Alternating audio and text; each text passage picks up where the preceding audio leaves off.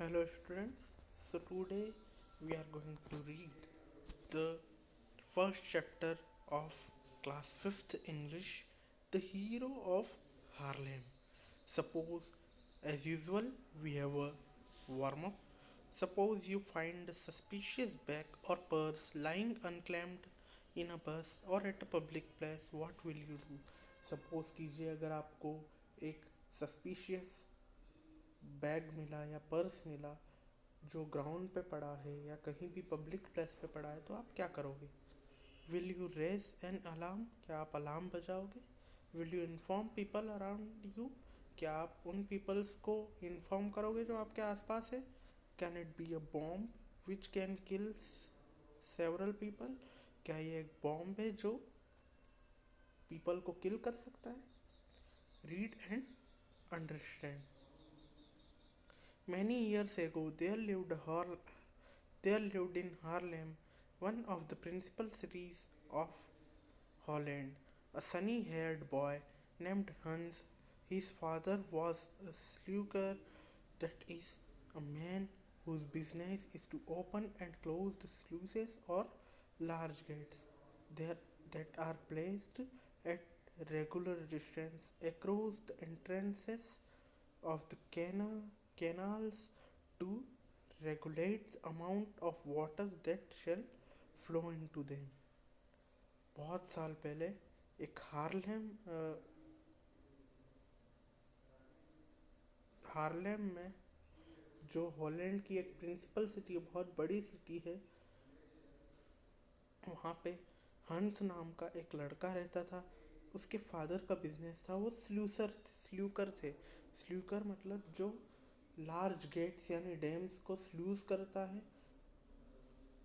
उनमें वाटर का amount regulate करने के लिए.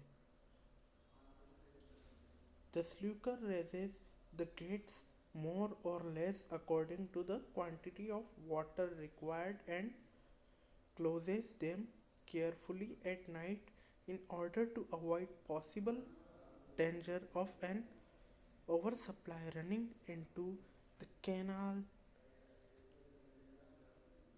As a great portion of Holland is lower than the level of the sea, waters are kept from flooding the land by means of strong dike or barriers, and by means of these sluices, which often face pressure of the rising tides. जो स्लूजर है, स्लूकर gets जो हैं, वो तब खोले जाते हैं जब वाटर या तो क्वांटिटी से ज़्यादा हो, ओके, और क्लोज नाइट में किए जाते हैं केयरफुली, फ्लड का डेंजर अवॉइड करने के लिए, ताकि फ्लड ना आए, ओवरफ्लो ना हो. क्योंकि जो हॉलैंड में जो घर थे वो सी लेवल से नीचे थे.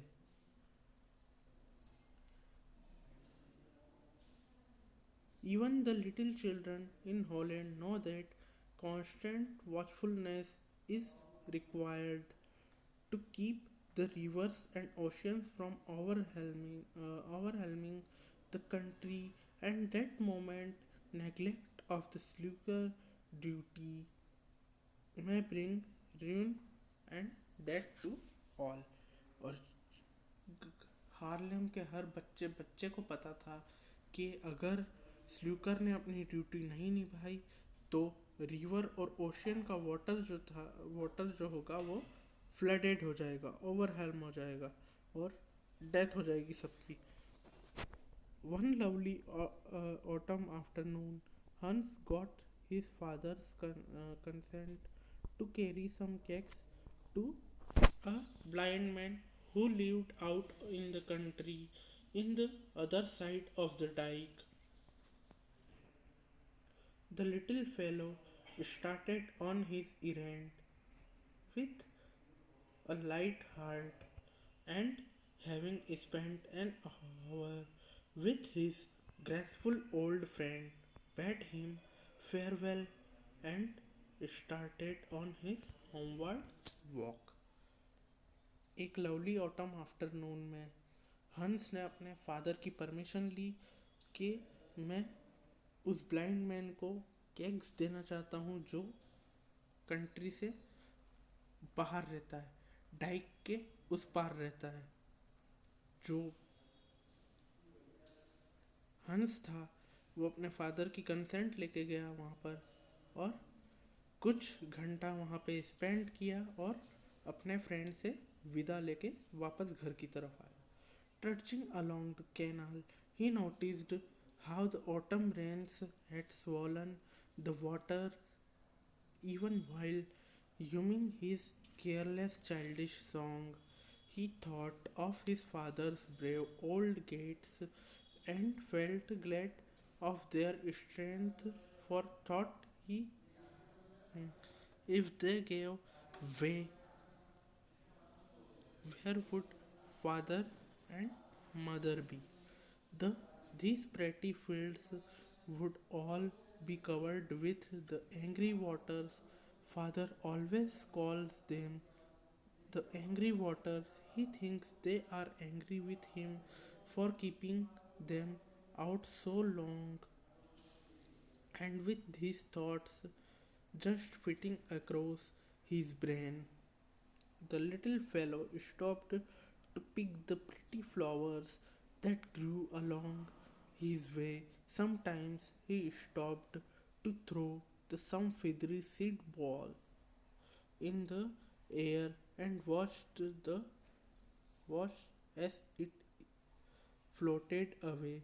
Sometimes he listened to a rushing of a rabbit speeding through the grass, but often he smiled as he recalled the happy light he had seen arise very face on his of his blind friend who the boy gifted cakes.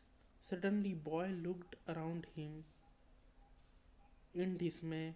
He had not noticed that the sun was setting. Now he saw that his long shadow on the grass had vanished. It was growing dark.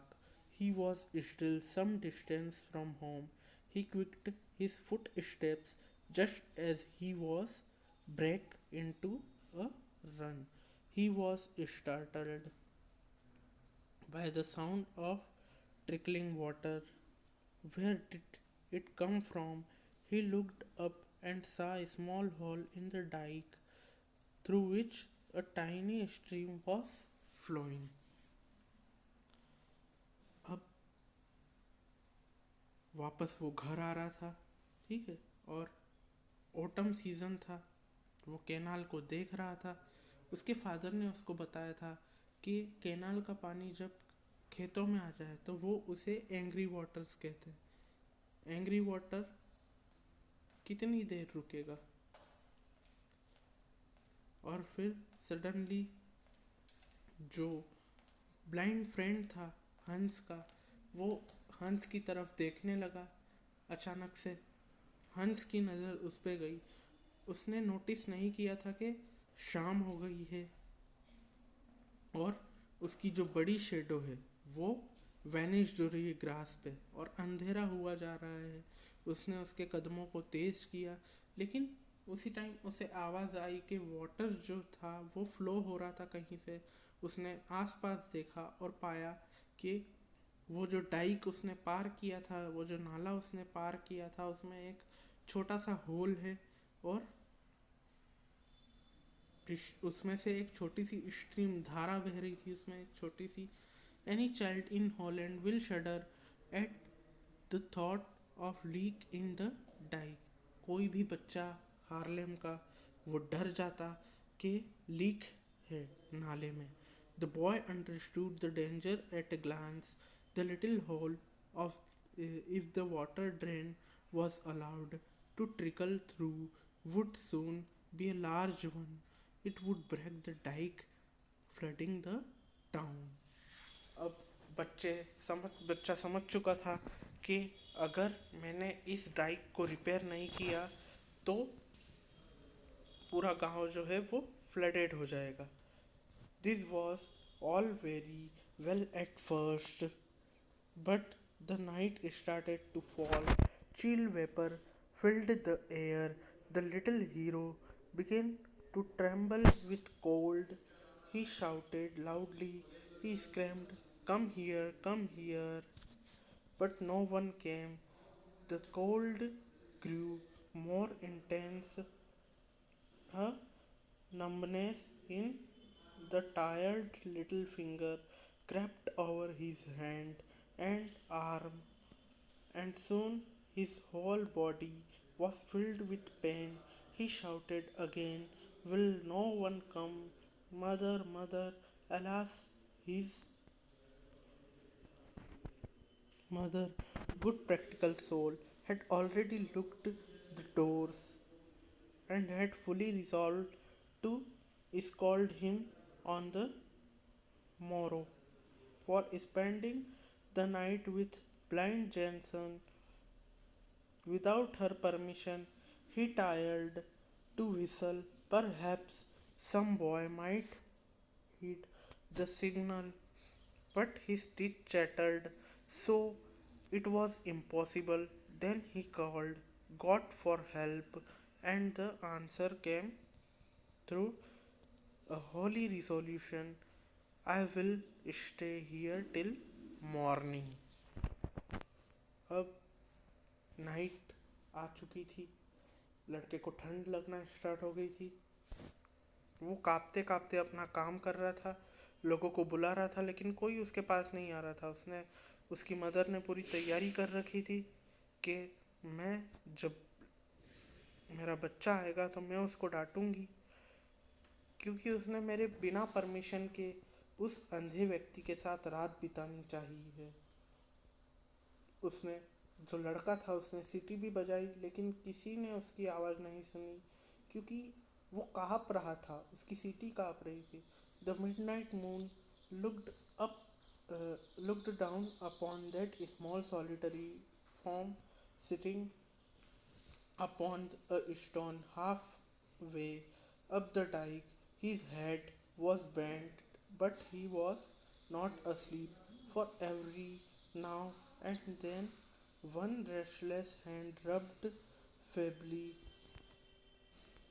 the outstretched arm that seemed fastened to the dike, and often the pale, tearful face turned quickly at some real or fancied sounds. He thought of warm little bed at home, of his parents, his brothers and sisters. Then he looked the cold night. अब जो बच्चा था उसने वहीं रुकने का decide किया।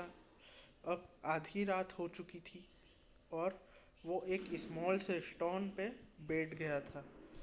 लड़का वो झुकने की कोशिश कर रहा था, वो बेंड डाउन होने की कोशिश कर रहा था, लेकिन वो नहीं हुआ।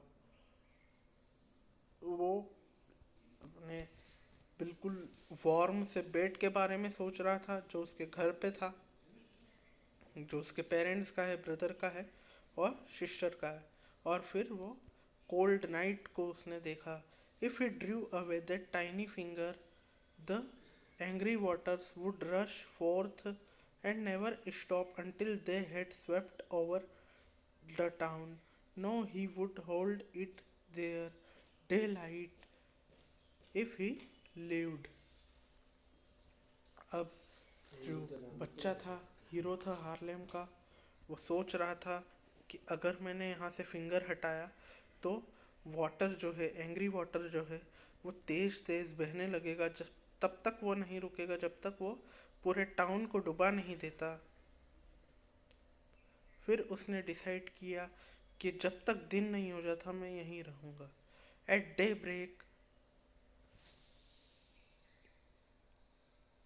Claire clergyman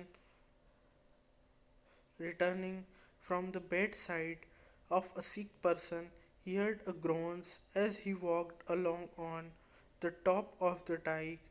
Bending, he saw far down on the side a child crying with pain. जैसे ही दिन हुआ वैसे ही एक क्लर्जीमैन जो था वो रिटर्न हो रहा था बेड साइड से, सिक पर्सन जो बीमार लोग होते हैं उनकी सेवा करके लौट रहा था। उसने देखा कि एक लड़का जो है वो दर्द से चिल्ला रहा है नाले के नीचे। In the name of a wonder boy he exclaimed, what you are doing there. उसका नाम पूछा कि तुम्हारा नाम क्या है, और पूछा कि तुम यहाँ क्या कर रहे हो। I am keeping water from running out was the simple answer. The little hero tell them come quick he said to the priest. अब जो हीरो था हार्लेम का, उसने उस बंदे से उसने उस मैन से कहा जो सेवा करके लौट रहा था बीमार व्यक्तियों की, कि मैं वाटर को बहने से रोक रहा हूँ, ओके, और तुम जल्दी आओ और मेरी हेल्प करो। उसने प्राइस्ट से, संत से कहा। It is needless to add that they did come quickly. Hans became the hero of Harlem. अब जो प्राइस्ट थे वो जल्दी से जल्दी हंस के पास आए, और हंस जो था वो हीरो बन गया हार्लेम का। This chapter is finished.